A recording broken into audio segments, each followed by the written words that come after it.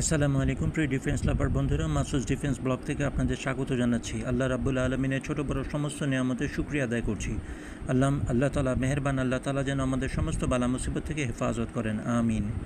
দেখুন, বাংলাদেশ সেনাবাহিনীর কাছে আমরা বিনীতভাবে অনুরোধ জানাচ্ছিলাম, বাংলাদেশ সেনাবাহিনীর কাছে এবং মাননীয় স্বরাষ্ট্রমন্ত্রীর কাছে বা স্বরাষ্ট্র উপদেষ্টার কাছেও বিনীতভাবে অনুরোধ জানাচ্ছিলাম যে বাংলাদেশ সেনাবাহিনীতে, বাংলাদেশ বিজিবিতে এবং বাংলাদেশ আর্ম পুলিশ ব্যাটালিয়নে ব্যাপক সংখ্যক সৈন্য নিয়োগ করা হোক।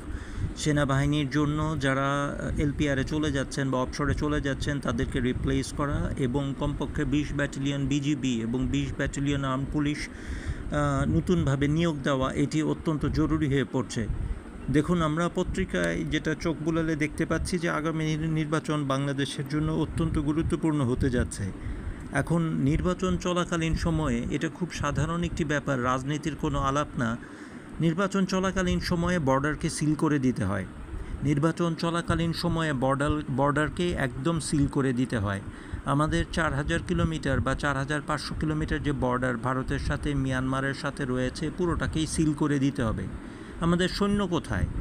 আমরা যদি ধরে নিই আমাদের 60,000 বিজিবি রয়ে গেছে এবং 2,30,000 সৈন্য রয়ে গেছে, এদেরকে যদি বর্ডারেই পাঠাতে হয় তাহলে দেশের ভিতরের আভ্যন্তরীণ পরিস্থিতি মোকাবেলা করবে কে?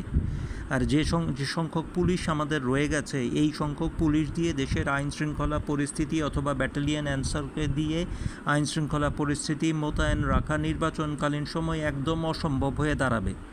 কাজেই মাননীয় স্বরাষ্ট্র উপদেষ্টার কাছে বিনীত নিবেদন এই যে, স্যার, আমাদের নিজেদের গরজেই আমাদের 20 ব্যাটালিয়ন বিজিবি এবং 20 ব্যাটালিয়ন এবং আনসার 20 ব্যাটালিয়ন আর্ম পুলিশ তৈরি করা উচিত। স্যার, আমরা বারংবার বলছি, মাত্র 24 মাসের বেসিক প্রশিক্ষণ দিয়ে তাদেরকে আমরা উপযোগী করে ফেলতে পারবো এবং ইনশাআল্লাহ নির্বাচন পরবর্তীতে আমরা আরও মৌলিক প্রশিক্ষণ দিয়ে তাদেরকে যুদ্ধের জন্য তৈরি করতে পারবো। এটি একটি জিনিস, এতে বেকারত্ব সমস্যারও সমাধান হবে।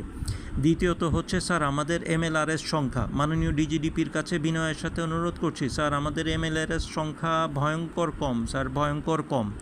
আমাদের এমএলআরএস সংখ্যার সাথে যদি আমরা কাম্বোডিয়া, আমাদের চাইতে দরিদ্রতম দেশ কাম্বোডিয়া অথবা মায়ানমারের এমএলআরএসের তুলনা করতে চাই, তাহলে দেখব, স্যার, আমাদের যেখানে এমএলআরএস হয়তো 70-75টি রয়ে গেছে, সেখানে কাম্বোডিয়ার মতো দেশে 570টিরও বেশি।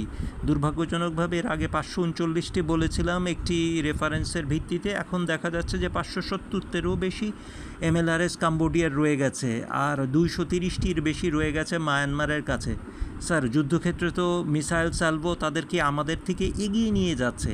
এজন্য বিনীত অনুরোধ, স্যার, মাননীয় ডিজিডিপি মহোদয়ের কাছে, স্যার, আমাদের এমএলআরএস আরও ক্রয় করা হোক। সালাম সবাইকে।